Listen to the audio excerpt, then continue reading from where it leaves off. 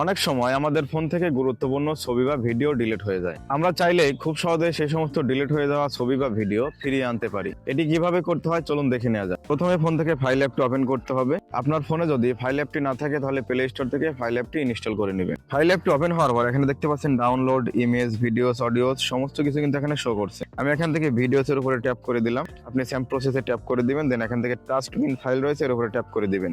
টাস্টবিনের উপরে ট্যাপ করে দেওয়ার পর এখানে দেখতে পাচ্ছেন আমার সমস্ত ডিলিট হয়ে যাওয়া ভিডিও কিন্তু এখানে শো করছে। আমি যদি এখান থেকে ব্যাক করে দেই, দেন এখান থেকে যদি ইমেজের উপরে ট্যাপ করি, দেন এখান থেকে যদি আবারও টাস্টবিন ফাইলের উপরে ট্যাপ করি, আমার কিন্তু ডিলিট হয়ে যাওয়া সমস্ত ছবি এখান থেকে দেখতে পাবো।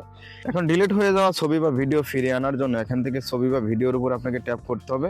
ট্যাপ করে আপনি যে সমস্ত ছবি বা ভিডিও ফিরিয়ে আনতে চান সেগুলো আপনাকে একটি একটি করে সিলেক্ট করতে হবে। এখান থেকে জাস্ট থ্রি লাইনের উপরে ট্যাপ করে দিতে হবে, দেন এখান থেকে মুভ টুর উপরে ট্যাপ করে দিতে হবে। তারপর এখান থেকে যে কোনো একটি ফাইলকে সিলেক্ট করতে হবে। ফাইলকে সিলেক্ট করার পর এখান থেকে মুভ হেয়ারের উপরে ট্যাপ করে দিতে হবে। জাস্ট এটি করে দিলে আপনার ফোন থেকে ডিলিট হয়ে যাওয়া যে কোনো অডিও বা ভিডিও ফাইল হোক বা ছবি হোক সেটা আপনি খুব সহজে ফিরিয়ে নিয়ে আসতে পারবেন।